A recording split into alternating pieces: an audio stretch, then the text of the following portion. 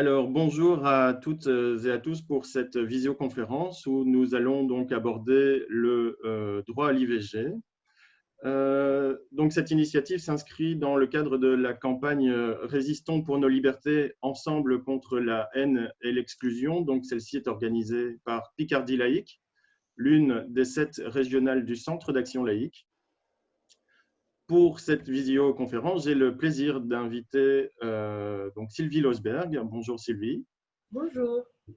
Sylvie, vous êtes historienne, vous êtes directrice du département études et stratégies du Centre d'action laïque. Vous êtes également présidente du Conseil des femmes francophones de Belgique, féministe engagée donc notamment pour le droit à l'avortement, et vous êtes considérée comme l'une des spécialistes de la question IVG en Belgique. J'ai également le plaisir d'accueillir Marc Abramovic. Bonjour Marc. Bonjour Julien, bonjour.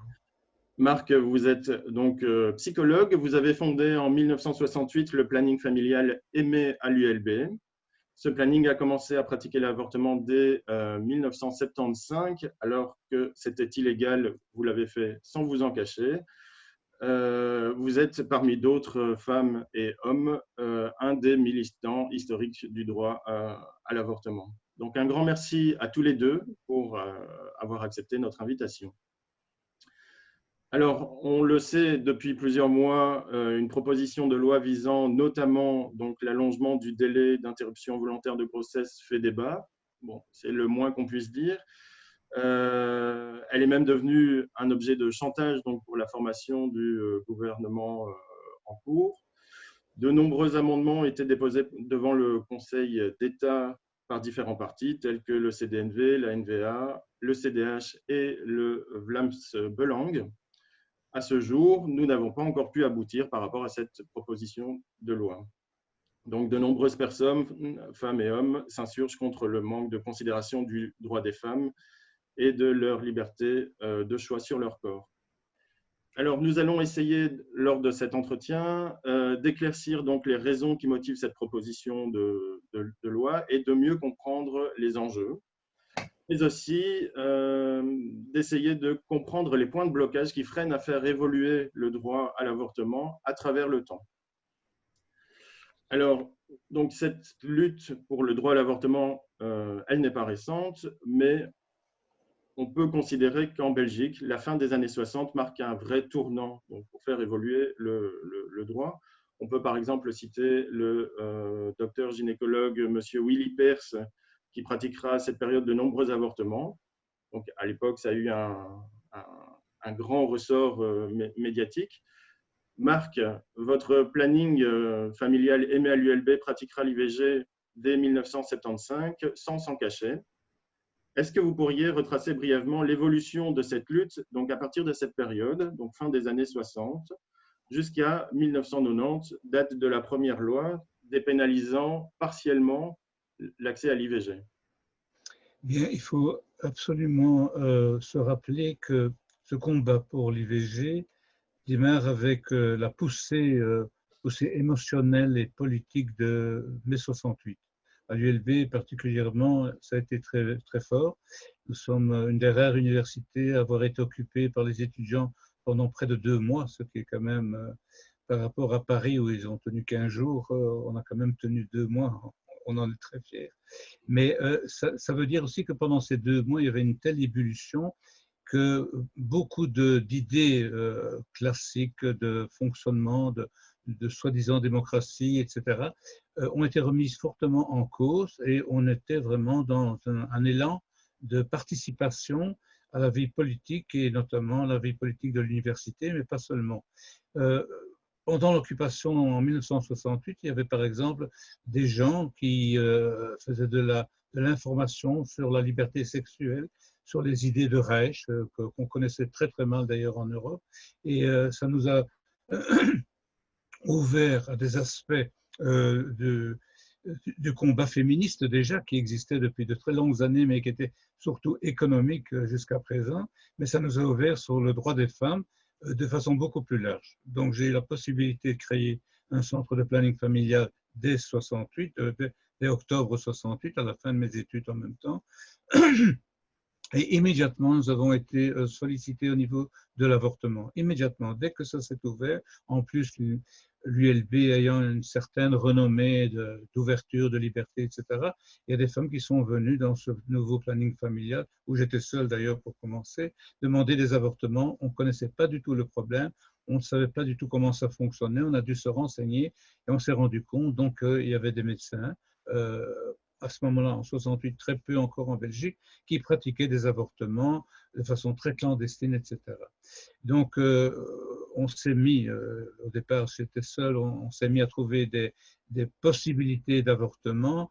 Et hier, à la manifestation des femmes polonaises, d'ailleurs, sur la situation en Pologne, on m'a demandé de rappeler la Polish Connection. On avait créé donc un moyen d'envoyer des femmes en Pologne où l'avortement était libre et gratuit pour les Polonaises comme pour les étrangers. Quand on voit ce qui se passe maintenant, c'est très, très symbolique de l'enjeu de l'avortement, je trouve. Donc, il faudra parler dans cette émission. C'est quoi cet enjeu de l'avortement? Est-ce que c'est un problème médical? Non, c'est évidemment un problème symbolique avant tout du droit des femmes.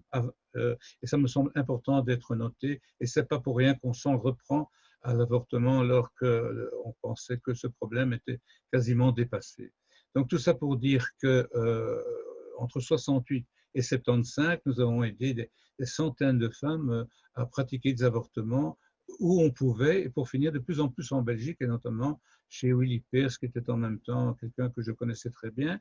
Quand il a été arrêté en 73, on a créé, une heure après son arrestation, des comités Pearce. C'est pour dire le côté politique que prenait l'avortement, parce que l'arrestation de Willy Pearce pendant 2 mois en prison a soulevé énormément de sensibilité. Il était très estimé comme gynécologue notamment.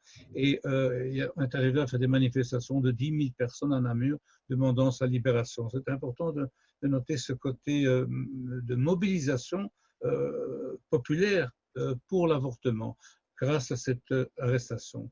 Dès qu'il est sorti de prison, en 73, donc 2 mois après, on a décidé de faire des avortements à l'ULB sur base de ce qui se passait déjà en Hollande et en Angleterre dans des centres extra-hospitaliers. Nous étions un centre extra-hospitalier en tant que planning familial. On avait beaucoup de consultations gynécologiques et pendant 2 ans, s'est formé à l'idée de créer un centre extra-hospitalier, ce qui était tout à fait nouveau en Belgique.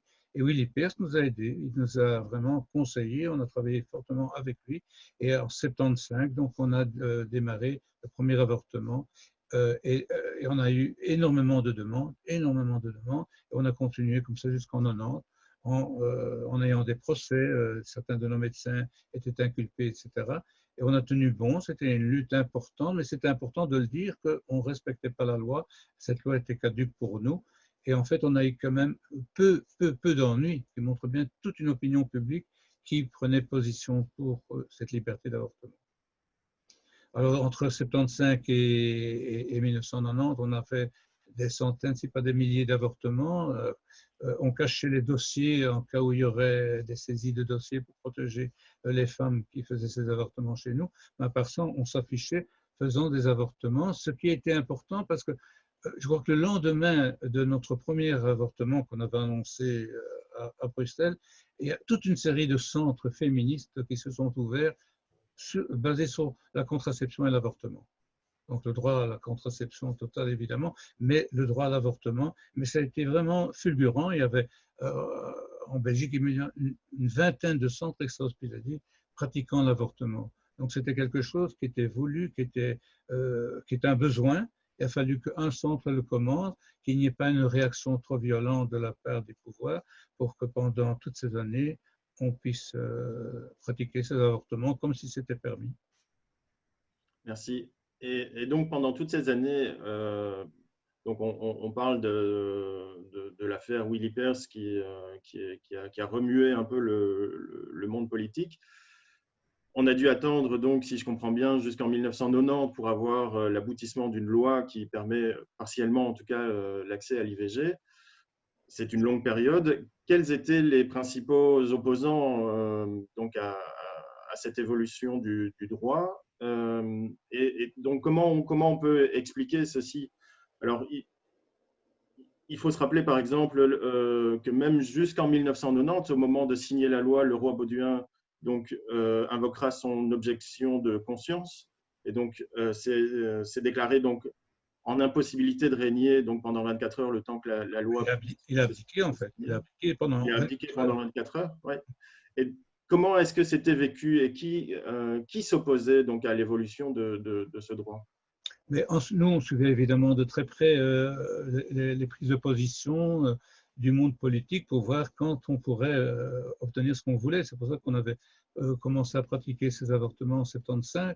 On suivait ça de très près et il me semble qu'en 90, il y a eu un référendum, pas un référendum, mais un sondage d'opinion qui montrait au niveau de l'opinion publique belge et qui montrait qu'en Flandre, une majorité de femmes de milieu surtout catholique étaient d'accord à 51-52%, je pense, étaient d'accord pour l'avortement. Et d'après moi, c'est ça qui a fait que le monde politique, vu les pressions quand même importantes de ce qui se passait, de cette illégalité qu'on n'osait pas vraiment réprimer, ils étaient dans une position vraiment inconfortable. On a eu une commission parlementaire qui sont venus voir comment se pratiquaient les avortements, la sécurité, le sérieux de ce qui se faisait pour enfin décider avec un projet de loi d'ouvrir l'avortement de façon quand même importante avec certaines conditions qui n'étaient pas tellement difficiles à tourner. Et donc, selon vous, pendant toute cette période, quels étaient les principaux leviers qui ont pu faire évoluer le droit? Vous avez parlé tout à l'heure de la mobilisation populaire, aussi d'une certaine désobéissance à la loi. Vous considériez donc que cette loi était caduque, ou est-ce que c'est le travail politique des mouvements progressistes? Quels étaient les principaux leviers qui ont permis de faire aboutir donc cette loi? Je pense par exemple, le Parti socialiste, vu le poids qu'il représente en Belgique certainement, et à l'époque peut-être encore plus, les femmes prévoyantes socialistes par exemple, qui est une association importante de femmes, a pris position ouvertement pour le droit à l'avortement. C'est un des éléments. Et donc on a vu des associations importantes en Belgique prendre des positions d'ouverture à l'avortement. C'était des positions, il disait mais il y avait même une certaine complicité avec les femmes prévoyantes socialistes, qui d'ailleurs, que dès que la loi est passée, ont ouvert des centres d'avortement. Donc il y avait au niveau pas des pouvoirs politiques de façon très ouverte, mais de la part de tout ce qui fait la consistance de la vie des gens, des attitudes de plus en plus ouvertes à l'avortement. Mais Sylvie doit connaître ça mieux que moi. Hein. Et je vais compléter ce que tu dis, hein, Marco, sur la mobilisation. C'est certain qu'on n'obtient jamais des droits par en haut. Il faut toujours qu'il y ait un soutien vraiment de la base et de la population. Donc, sur l'adhésion, évidemment, des mouvements féministes, il n'y a pas de problème, et même de la population en général, puisque quand Peirce a été arrêté, c'était des gens de tous horizons, catholiques ou pas. Hein. Donc, la question n'était pas idéologique dans le chef de la population, mais bien au niveau politique. Alors, pour compléter ce que dit Mario par rapport aux leviers qui ont permis la loi de 90, bien sûr, le Parti socialiste, mais avec le Centre d'action laïque, il faut quand même lui rendre ça, qui a organisé, au fond, le lobbying politique à l'époque, ce dont je me suis inspirée par la suite. Je veux dire, l'histoire nous apprend aussi comment on arrive à obtenir une levée d'un tel verrou. Parce que la loi de 90, c'est vraiment ça. Il y a eu une telle opposition dans les chefs des politiques, évidemment les partis chrétiens, mais pas seulement. On avait beaucoup de difficultés à l'époque aussi avec les libéraux. Et donc, ce qui a permis de faire changer les choses, c'est que Lucienne Herman Mikkelsen, qui était une députée libérale flamande, qui venait d'un petit village de Flandre où elle avait vu des femmes mourir des suites d'IVG, des femmes populaires, on l'a amenée dans les centres pour lui montrer comment on faisait des IVG sécurisés. Et à ce moment-là, elle a changé finalement d'opinion et elle a convaincu son parti de déposer une proposition de loi conjointe, Parti socialiste et Parti libéral. Et il a fallu un changement de majorité au gouvernement. Les socialistes se sont retrouvés au gouvernement et les libéraux dans l'opposition, pour qu'il y ait ce qu'on appelle une majorité alternative, c'est-à-dire qu'il y ait les partis de la majorité avec leur poids et un parti d'opposition qui étaient solides pour pouvoir faire voter cette loi qui a été votée quand même à une majorité relativement confortable. Enfin, ce n'était pas le raz-de-marée. Hein. Non, absolument. Oui, j'ai revu les images de l'époque où, en effet, donc, la majorité était votée, mais avec très peu d'applaudissements dans la salle et un climat un peu tendu quand même. On sent que c'était quelque chose de difficile à aboutir. On savait aussi que, évidemment, au Palais Royal, l'opposition était féroce, soutenue par le Premier ministre Wilfried Martens et par quelqu'un dont on ne parle jamais, mais qui est très important dans l'histoire de l'interruption volontaire de règne, c'est le professeur Lejeune, Jérôme Lejeune, qui est en France le fer de lance, maintenant il est décédé, de la lutte contre l'avortement, notamment parce qu'il a soi-disant découvert la trisomie 21. C'est une découverte de son assistante qui lui a piqué, mais ça c'est encore pour la petite histoire, mais qui était le conseiller de Baudouin à l'époque et qui a vraiment, pendant des heures, ils ont eu des discussions la veille du vote de la loi et il a forcé Martens à aller trouver cet article de la Constitution qui permettait de se mettre en interruption de règne, mais normalement c'est parce que le roi aurait été malade ou inconscient ou prisonnier. Mais bon, ici ils ont fait une entourloupe constitutionnelle et c'est très grave, hein, parce que comme le disait Marco, ça montre à quel point on est prêt à mettre en danger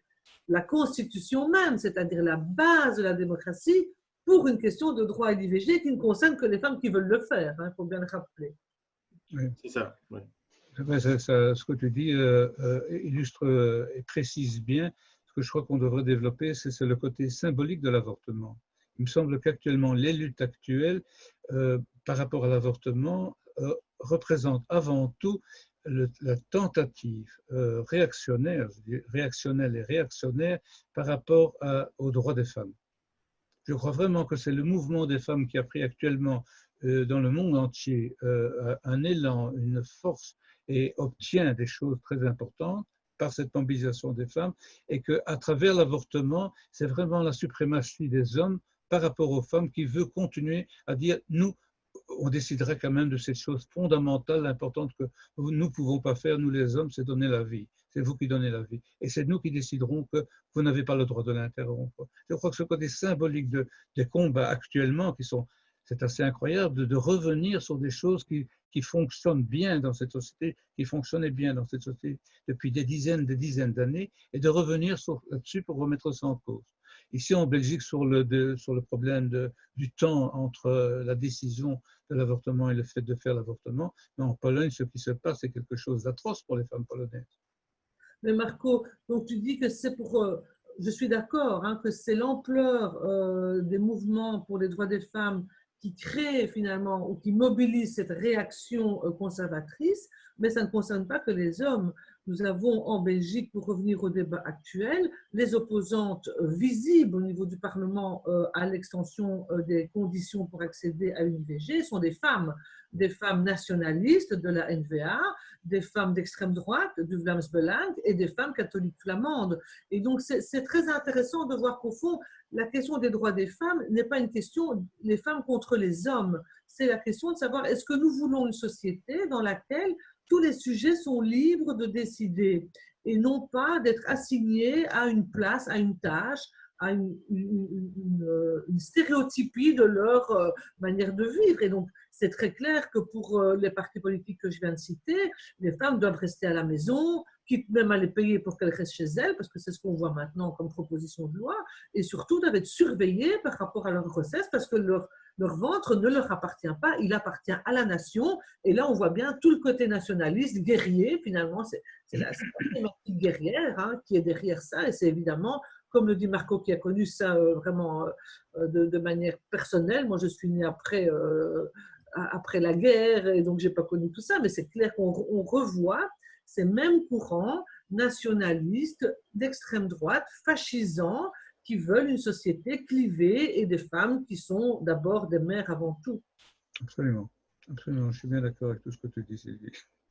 Et donc, Sylvie, est-ce que vous pourriez nous dire, donc aujourd'hui, où est-ce qu'on en est d'un point de vue légal? Donc, quelles sont les règles en vigueur? J'imagine que ce sont à peu de choses près les mêmes qu'en 1990. Et que proposait donc cette proposition de loi? Alors, je vais essayer d'être concise et rapide. Merci. La première chose qu'il faut noter, c'est qu'entre 1975 et 1990, les conditions des IVG ont changé. La loi de 90 est venue restreindre les conditions de la pratique. On ne le dit pas suffisamment, puisque lorsque c'était sécurisé dans des centres, mais hors la loi, on pratiquait des avortements jusqu'à 14 semaines, voire 15 semaines, et il n'y avait pas de semaine de délai, il n'y avait pas de conditions qu'il fallait expliquer aux femmes qu'elles pouvaient porter l'enfant à l'adoption, que c'était très risqué de faire des IVG, qu'elles devaient signer un papier, tout ça n'existait pas. Donc on faisait ça dans une totale confiance entre le médecin, l'équipe et la femme, ce qui est évidemment le cadre idéal. La loi de 1990 est venue restreindre toutes ces conditions et obliger les praticiens et les accueillants à se conformer à des conditions qu'ils ne pouvaient pas respecter dans leur ensemble. Par exemple, parler d'adoption à une femme qui veut une IVG, on ne fait pas ça dans un planning. Et donc, la loi de 90, qu'est-ce qu'elle dit? Elle dit, si vous ne respectez pas toutes les conditions, vous pouvez aller en prison. Vous le médecin et vous la femme. Et ça, c'est encore d'actualité aujourd'hui, puisque les conditions qui ont été modifiées par la loi du 15 octobre 2018 sont les mêmes, à peu de choses près, je vais expliquer la différence. Dans l'intervalle, depuis 2015, quand on a commencé la campagne laïque pour sortir l'avortement du code pénal, il y a eu de nouvelles propositions de loi sur la table à partir de 2016. Le premier, c'est Défi, puis c'est le PS, puis ça a été Écolo, les libéraux, et in fine, on s'est retrouvés avec 7 partis qui ont décidé ensemble de modifier la loi sur l'IVG, et ça, c'est la loi qui est en discussion maintenant, qui va des marxistes jusqu'aux libéraux. Hors de cette loi, vous avez l'extrême droite, les catholiques flamands et francophones, et la NVA. Donc, on voit bien qu'il y a eu un basculement au niveau de la majorité des personnes du Parlement qui sont sensibles à cette question. En juin 2018, il y a eu des auditions au Parlement, une vingtaine d'experts, pour venir éclairer les députés sur comment est-ce qu'on peut améliorer la loi de 90. On était tellement près du but que le gouvernement Michel, avec le CDNV, donc les catholiques flamands dedans, a décidé de sortir de son chapeau un projet de loi de gouvernement pour couper l'herbe sous le pied du Parlement. Et qu'est-ce qu'elle dit, cette loi du 15 octobre 2018? Elle supprime la notion de détresse, c'est-à-dire que les femmes ne doivent plus dire qu'elles sont en détresse, quel type de détresse, parce qu'il fallait expliquer, le médecin ne doit plus l'attester. Alors on pourrait dire que c'est une grande victoire, sur le plan symbolique c'est vrai, sauf que en fait cette notion n'a aucun fondement juridique et que ça aurait été retoqué par le Conseil d'État qui l'avait déjà retoqué en 90. Bon. L'autre élément important, c'est que ce n'est plus dans le code pénal, donc l'avortement consenti n'est plus dans le code pénal, c'est une loi autonome. Et là, il y a quand même 2 éléments qu'on n'a pas suffisamment soulignés du point de vue des militants, c'est que c'est une loi autonome d'un droit à la santé qui met les femmes au cœur du dispositif. Ça, c'est ce qui nous permet maintenant de nous appuyer sur cette marche pour aller plus loin. Donc ça, c'est quand même très important. Et puis, alors, il y a une petite amélioration du délai de réflexion ou d'attente, parce que si une femme arrive à 11 semaines et 2 jours, on peut dépasser les 12 semaines de 2 jours. Bon, c'est un casse-tête, mais disons qu'ils ont essayé d'un petit peu améliorer, ce qui est quand même un scandale, hein, d'obliger les femmes à attendre. Et le dernier élément, c'est la suppression de l'article 383 du Code pénal qui interdisait toute information sur la publicité, toute information ou publicité sur l'avortement. Ça, c'est très important aussi parce que ça veut dire qu'en fait, jusqu'en 2018, ça restait tabou au niveau de l'information qu'on pouvait donner, même si le planning explique évidemment les choses, mais au niveau national, vous n'avez jamais vu une campagne pour expliquer aux femmes quelles sont les conditions pour avorter, ce qui a quand même, je vais dire, un effet. Donc là, c'est la situation dans laquelle on en est aujourd'hui sur le plan législatif. Et la nouvelle proposition de loi, on va en discuter. Il y a 4 grandes avancées. Et je vais les prendre à rebours de la façon dont on les explique habituellement pour une bonne raison.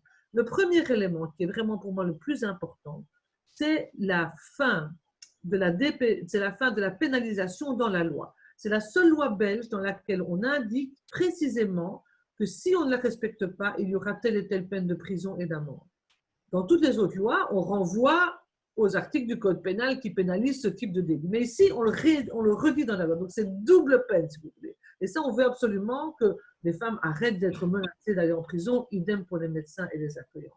L'autre élément, c'est la suppression de toutes ces conditions dont j'ai parlé, l'adoption, les risques médicaux, tout ce qu'on doit dire à ces femmes pour les embêter, en fait, pour leur faire peur. Donc tout ça, c'est aussi dans la nouvelle loi, on arrête d'avoir des conditions qui sont finalement des modes de pression sur les femmes.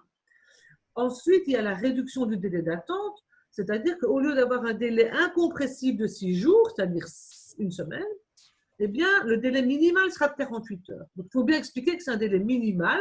Donc, ça veut dire que si la fille veut attendre une semaine ou 2 semaines, si elle est dans les conditions, elle peut.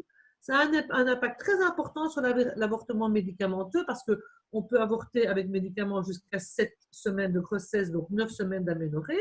Et donc là, une semaine de délai, c'est énorme par rapport à 7 semaines. Donc, c'est un moyen de pression aussi pour empêcher les femmes d'avoir accès à ce mode différent d'interruption de grossesse. Et évidemment, le dernier élément, c'est l'extension du délai pour avorter de 12 à 18 semaines. Et là, l'argument que moi j'avance, c'est que c'est le délai moyen en Europe. En Europe, on va de 9 à 24 semaines.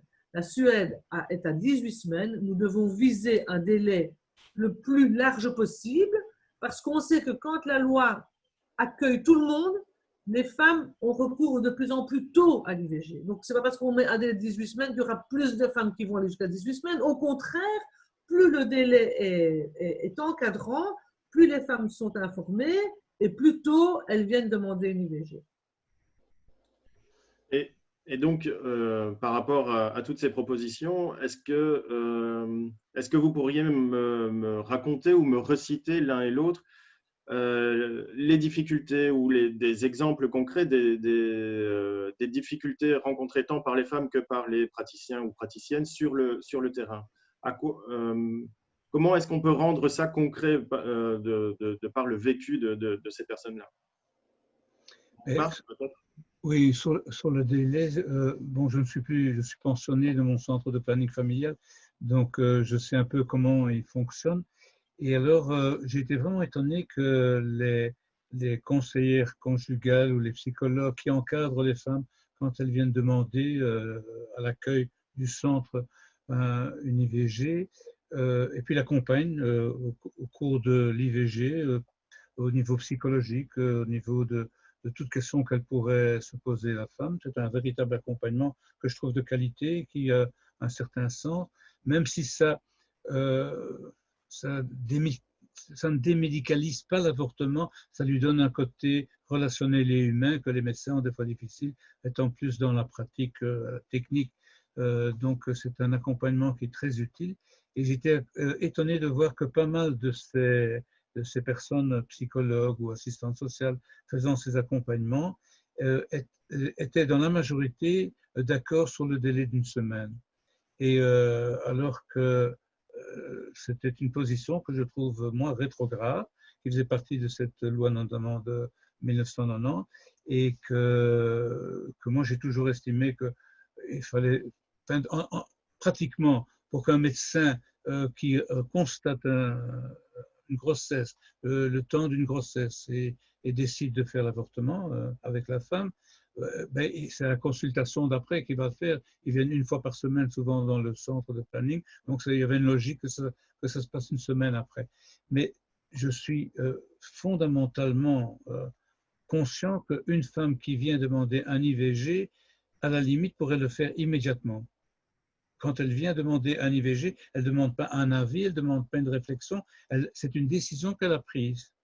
Et donc, si on pouvait le faire à la limite directement, ce serait quand même bien plus facile pour la femme que de la forcer à attendre une semaine, et où elle sent bien que c'est une réticence de la part du planning, plus une réticence de la part des gens qui le font que d'elle. C'est vraiment dans la majorité des cas, il y a très très très peu de cas où une femme, après avoir réfléchi pendant une semaine, a décidé de garder son enfant. Donc ça n'arrive quasiment jamais. Donc je suis à 100% pour l'élimination de ce temps de réflexion, soi-disant, d'une semaine. Mais j'ai constaté avec étonnement, une certaine résistance de la part des gens du planning, comme si c'était un pouvoir qu'elles avaient dans ce fonctionnement auquel elles tenaient. Et malheureusement, quand on aide les gens, on a besoin, c'est une position de pouvoir d'aider les gens, et on pourrait peut-être avoir tendance à l'abuser, je crois. Mais je suis d'accord avec ce que Marco dit, mais je crois qu'il faut faire de la pédagogie par rapport à ça. Il ne faut pas oublier que ça fait 30 ans que la loi de 90 est en vigueur, que les équipes ont changé, que les gens se forment les uns les autres par les pairs et que donc effectivement il y a eu une forme, je vais dire, sans être péjorative, de fonctionnalisation du travail en planning, alors qu'avant c'était un travail militant qui mettait vraiment les femmes au cœur du dispositif. Ici, bah, il y a toute une organisation, il y a des subventions, il y a des papiers, il y a des plannings. Et donc, tout ça fait que bah, finalement, ce n'est plus tellement la patiente qui est au cœur des décisions, c'est plutôt comment on va faire pour nous organiser. Et bon, moi, je fais des supervisions en planning d'un point de vue clinique, mais ces questions institutionnelles arrivent de manière très régulière. Et donc, je pense qu'il faut vraiment parler avec les travailleurs et les travailleuses pour faire valoir ce que Marc dit et qui est au fond l'héritage de ce que c'est qu'un planning familial. On n'est pas dans un hôpital, on est dans un centre extra-hospitalier et donc l'accueil est différent. Il y a une prise en compte de tous les éléments. Et la femme qui vient, effectivement, elle a décidé d'une IVG. Et si elle ne l'a pas décidé, elle vient poser des questions, donc elle prend le temps qu'il lui faut. Mais attention, que la course contre la montre, c'est un moyen de pression que le pouvoir politique a mis sur la tête des femmes et des équipes et qu'on est pris dedans. Parce qu'il ne faut pas oublier qu'avec la loi actuelle, il faut se décider avant la 11e semaine de grossesse. Donc, si vous attendez le deuxième cycle en disant « bon, bah, je n'ai pas eu mes règles, bon, c'est pas grave, c'était il y a 4-5 semaines, peut-être 6, bon, bah, je vais attendre les suivantes ». Vous êtes à 8-9 semaines. Donc, finalement, on vous demande de vous décider en une semaine. Alors que c'est quand même une décision importante. Peut-être que si on les laisse décider avec beaucoup plus d'espace, bah, elles pourraient prendre un temps qui est beaucoup plus confortable pour elles et qui ne met ni les femmes ni les équipes sous pression. Donc, je pense que c'est vraiment important d'envisager ça, non pas sous l'angle « Ah mon Dieu, c'est quoi ce fœtus de 12, 14, 16 ou 18 semaines ?» C'est plutôt de se dire, au fond, comment est-ce qu'on crée des conditions pour que la décision soit vraiment prise de manière la plus confortable possible, alors qu'on sait que ce n'est pas confortable du tout, évidemment, d'être confronté à une grossesse non désirée et de devoir l'interrompre. Justement, l'allongement de ce délai, j'ai le sentiment en tout cas que c'est ce qui a bloqué le plus dans cette proposition de loi. Mais comment on peut réexpliquer justement, on vient un peu de le faire, mais les enjeux derrière cet allongement de 12 à 18 semaines. Qu'est-ce qui motive cette proposition et pourquoi 18 semaines? Comme on le disait tout à l'heure, d'autres pays sont bien plus larges, d'autres plus restrictifs. Pourquoi on a statué sur ce délai de 18 semaines? C'est une discussion politique, on aurait pu mettre 16 semaines et de toute façon, je pense qu'on n'obtiendra pas 18 semaines. Donc moi, je pense qu'il fallait être très ambitieux parce que de toute façon, il y aura des grignotages. Et c'est toujours comme ça, les droits des femmes, c'est petit pas par petit pas, on obtient des miettes. Mais sur la question de pourquoi ce délai, je voudrais quand même rappeler quelque chose. C'est qu'ici, on est dans une interruption volontaire de grossesse, c'est-à-dire que c'est la femme qui décide de ne pas être mère. Pas cette fois-ci, ou plus, ou jamais, enfin, c'est son choix. Mais quand une femme est enceinte et qu'elle veut être mère, et qu'il y a un problème avec la grossesse ou avec sa santé, en Belgique, on fait des interruptions médicales de grossesse jusqu'à l'accouchement. Jusqu'à l'accouchement. Et là, bien sûr, on ne remet pas ça en question parce que c'est la santé du fœtus, la santé de la femme. Et donc, qu'est-ce qu'on voit? On voit que la décision d'une femme avant la moitié de la grossesse, la moitié de la grossesse, c'est 20 semaines, et on n'y est pas du tout avec les 18 semaines, parce que si on compte 16 semaines d'aménorrhée, 18 semaines, 16 semaines de grossesse, 18 semaines, on est, allez, je dirais, à 3 mois, 4 mois, à la limite 4 mois et demi, on n'y arrive pas. 4 mois. Bon, évidemment, c'est tard dans la grossesse. Qui sont ces femmes? Il n'y a pas beaucoup de femmes qui vont jusqu'à 18 semaines, même pour aller en Hollande. Hein. Les femmes qui vont en Hollande, à 75%, les femmes belges, elles sont à 13 semaines. Hein. Donc, ce qu'il faut voir, c'est au fond comment on pousse des femmes à être dans des processus où finalement elles attendent, elles ne se décident pas, elles n'arrivent pas, parce que ça reste quelque chose de tabou, ça reste quelque chose de mal vu. Si on crée un cadre dans lequel on leur dit, vous pouvez décider, on vous accompagne, on a des espaces pour vous aider à choisir, à comprendre et parfois à faire face à un déni de grossesse, à une grossesse qui vient parce que la femme prend des médicaments ou est addict à une drogue ou l'autre, ou se fait violenter au milieu de sa grossesse, ce dont on ne parle jamais, parce que le déclenchement des violences envers les femmes, c'est majoritairement s'aggrave au cours de la grossesse ou se déclenche pendant la grossesse. Donc, tous ces éléments-là qui sont des vécus des femmes, on n'en parle pas. On parle de les semaines. Et moi, je trouve qu'il faut sortir de ce débat. Oui, en tant que psychologue, je suis tout à fait d'accord avec ce que tu dis, parce que c'est ce côté psychologique du rapport à l'avortement, à la vie, est quand même quelque chose de fondamental.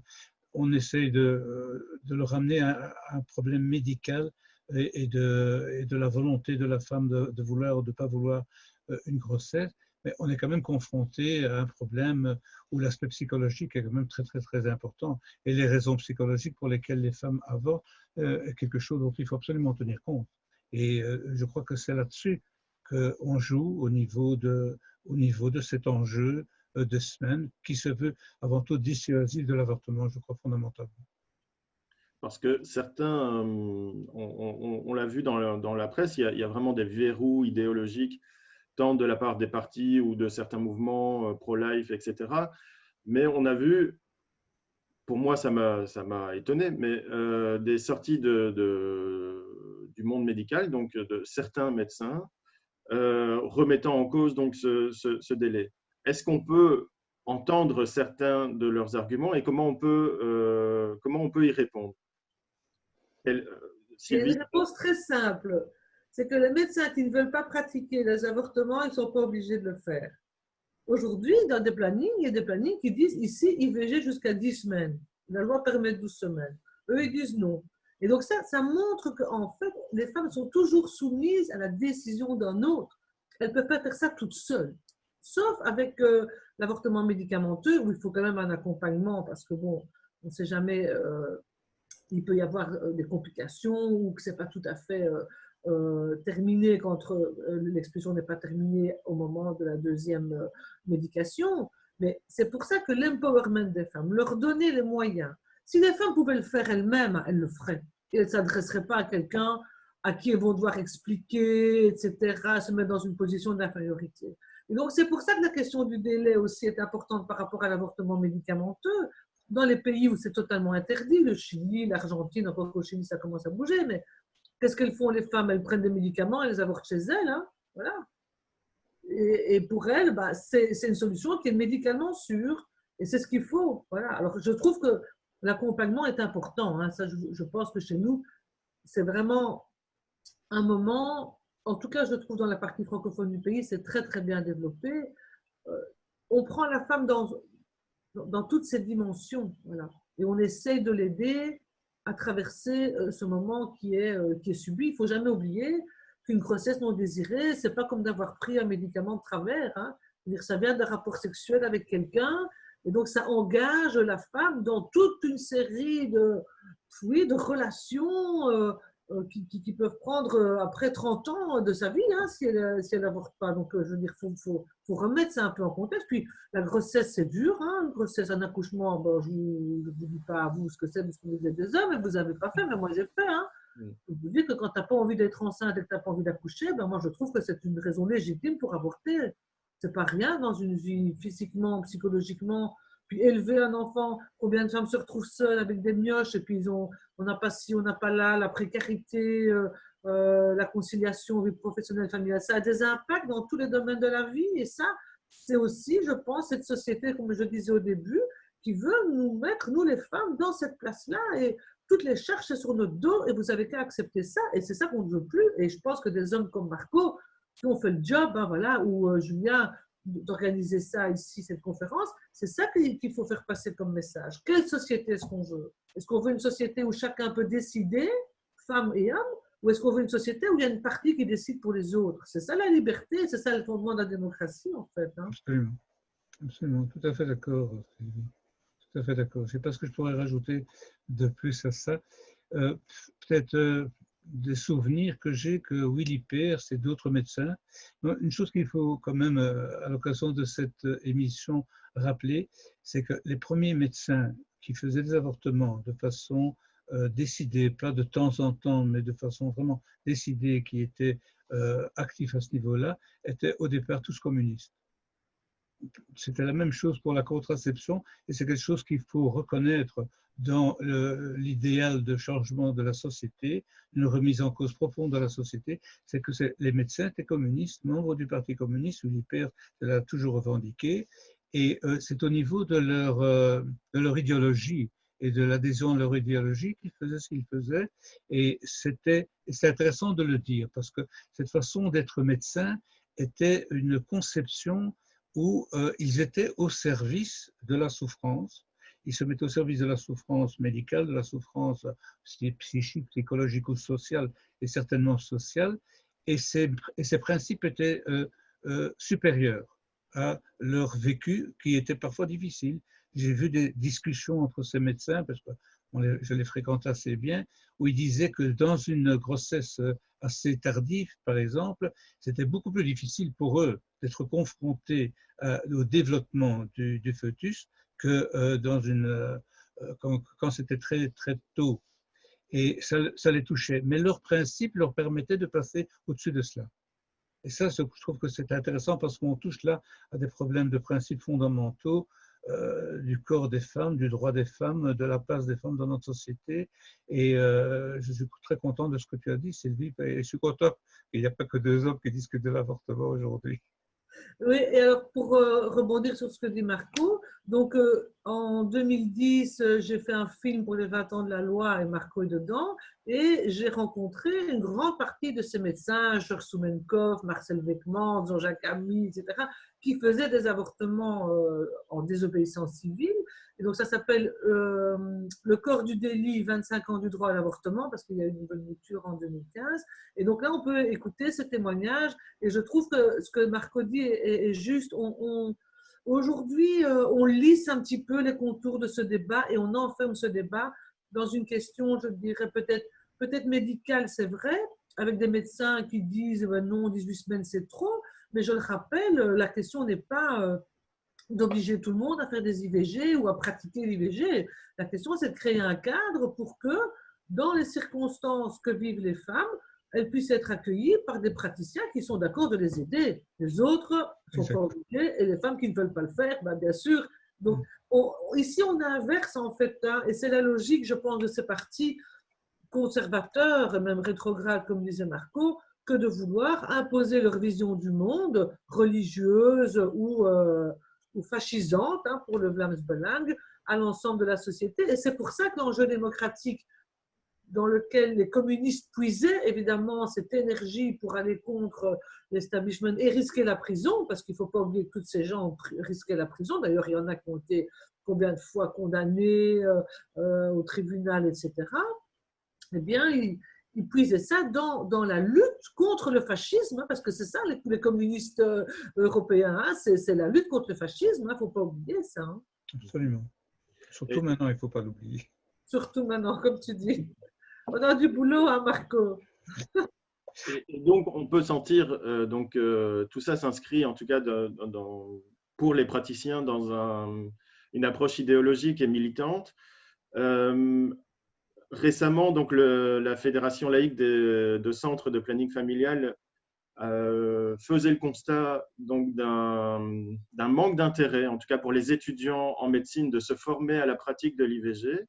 Est-ce que c'est quelque chose qui s'observe sur le terrain et comment on peut expliquer ça? Est-ce qu'aujourd'hui, c'est facile d'avoir accès à l'IVG? Est-ce qu'on trouve facilement un praticien ou une praticienne qui pourra nous aider dans cette démarche-là? Je pourrais répondre à la première partie de ta question dans le sens où, à la fin de mon travail à Emmanuel B, ce problème de recrutement de médecins ne se posait pas encore. Mais par la suite, j'ai appris que c'était plus difficile qu'avant de trouver des médecins pour pratiquer l'avortement notamment. Et en y réfléchissant, ça souligne vraiment le côté militant, le côté point de vue sur la société, sur les femmes, sur la position des femmes, sur les luttes sociales et psychologiques certainement aussi, dans lequel on est confronté. Donc, la plupart des médecins qui venaient dans les centres extra-hospitaliers, c'était des jeunes médecins qui, politiquement, pas nécessairement de gauche ou d'extrême gauche, mais qui, politiquement, se sentaient touchés par ce problème-là de justice ou d'injustice, etc., et voulaient s'engager. Donc, le côté engagement, il y avait vraiment ce côté-là, avant tout, de participer à une lutte politique à travers son métier, qui est beaucoup moins présente actuellement. Il y a une raison un peu structurelle, hein, Marco, parce qu'en fait, il n'y a pas de formation pour les médecins ou pour les gynécologues à l'IVG, sauf sur base volontaire, depuis une dizaine d'années à l'ULB. C'est Dominique Rouanet, il faut lui rendre hommage à Dominique, qui a mis ça en place. Donc, ça fait aussi des années qu'on demande à l'Université de Liège, et j'ai vu dans les déclarations de politique des entités fédérées, puisque c'est communautaire, qu'ils allaient mettre en place les formations à l'IVG dans d'autres universités. Mais quand vous vous rendez compte qu'on forme uniquement sur base volontaire, en dehors du cursus de médecine à l'IVG, vous comprenez bien que quelqu'un qui pratique à Rochefort ou à Warem, il ne va pas venir à Bruxelles suivre une formation à l'IVG en dehors de ses cours de médecine. Donc, pourquoi? Parce que ce que j'ai rappelé sur l'interdiction de publicité et d'information sur l'IVG, l'article 383 du Code pénal, ne permettait pas non plus de dire, voilà, ce qu'est la pratique de l'IVG, formez-vous à l'IVG. Non, ça, il n'y a pas. Et donc, ça induit dans le chef des jeunes médecins que c'est une pratique à part. Quand tu es gynéco, on ne t'apprend pas à faire des IVG parce que c'est quelque chose qui est à part. Voilà. Et donc, c'est vraiment, je dirais, tout ce qui a percolé depuis la loi de 90. Et pour ça, moi, je suis évidemment admirative de Roger Lallemand et Lucien Herman Michelsens, parce que la grande avancée, c'était qu'il n'y avait plus de peine de prison dans certaines circonstances. Mais en revanche, le prix à payer est très lourd. On le voit 30 ans après, parce que non seulement c'est rentré dans les mentalités, que c'est un délit, l'IVG, mais ça a percolé dans le monde institutionnel. On en a parlé dans les plannings et on le voit dans la question de la formation des médecins. Et dernier élément, Marco a parlé de la médecine populaire, c'est-à-dire de la médecine au service du peuple. Eh bien, on a vu évidemment une modification du rôle du médecin depuis le bon médecin de campagne à aujourd'hui, où un médecin qui pratique des IVG en planning, il est pénalisé. Il est pénalisé parce que ça ne rapporte rien. Parfois, dans les plannings, ils sont sous-payés. Je peux vous dire, parfois, c'est un scandale hein, comment on les paye.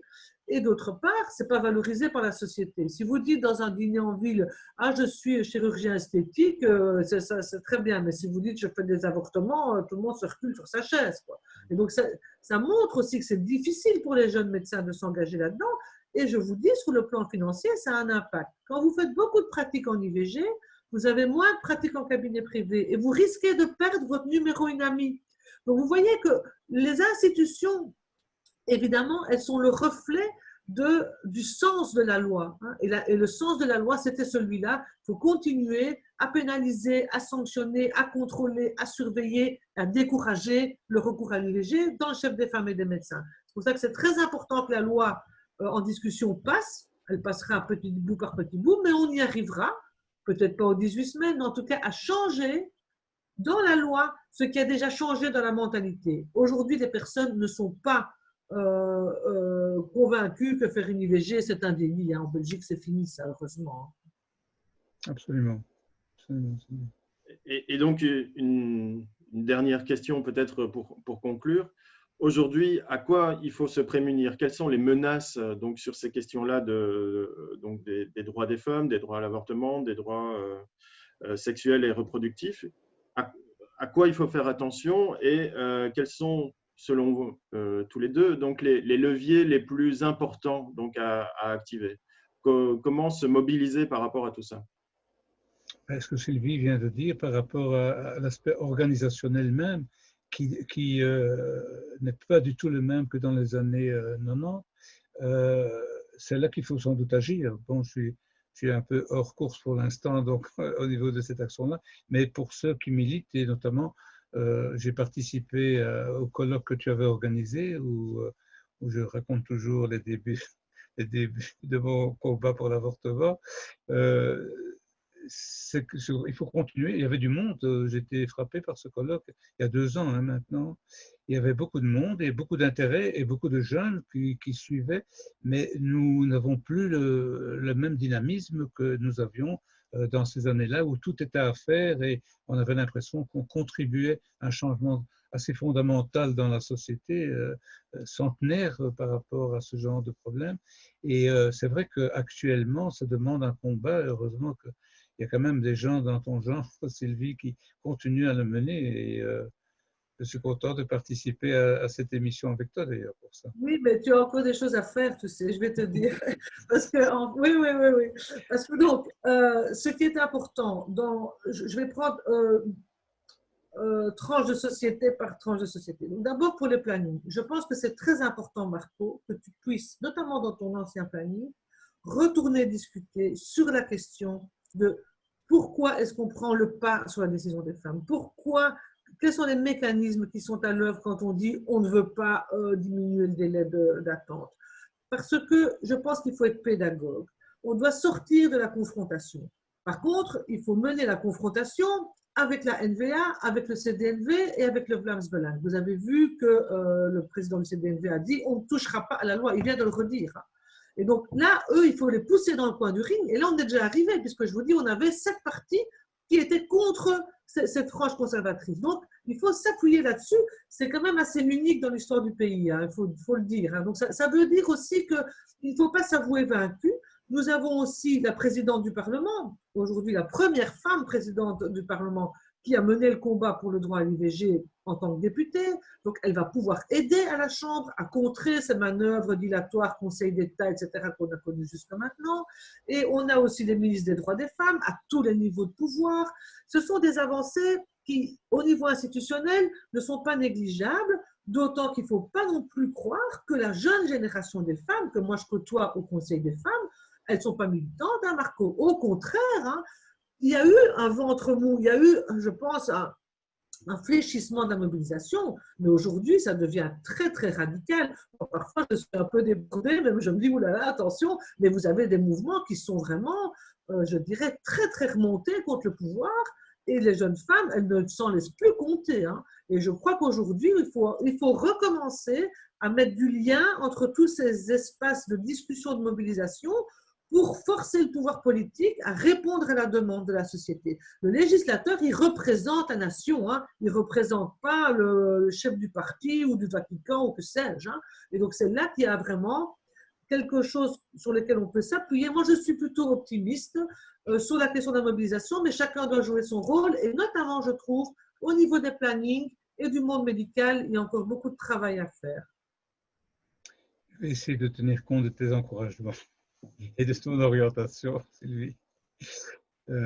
Merci en tout cas pour cet appel à la mobilisation. J'ai souvent fait ça et je suis content que d'autres le fassent et essaient de me faire bouger. En tout cas, merci à tous les deux d'avoir participé donc à cet entretien. On espère et on suivra de près et on militera bien sûr pour faire aboutir ces questions-là et plus largement en fait les droits et les libertés de chacun, que ce soit des hommes, des femmes ou des personnes transgenres par exemple. Donc toutes ces questions, ce sont les questions de droits et libertés pour lesquelles nous militons. Nous reviendrons donc sur ces questions dès qu'on aura des avancées ou en tout cas dès que le débat sera motivé. J'invite nos téléspectateurs, si on peut dire ça comme ça, à s'abonner donc par exemple à la page Facebook du Centre d'action laïque ou de Picardie laïque, où on relaiera donc toutes ces questions. Et comme tu le disais, Sylvie, donc on mettra en avant donc ces luttes portées par les femmes, par les collectifs aujourd'hui, pour faire avancer le droit, parce que cette mobilisation, elle est importante à visibiliser. Merci et j'espère à bientôt et continuons sur cette voie-là. Merci pour l'invitation. Au revoir Sylvie, à bientôt j'espère. Oui, j'espère aussi. Merci Julien pour l'invitation. Au revoir, merci à tous. Au revoir.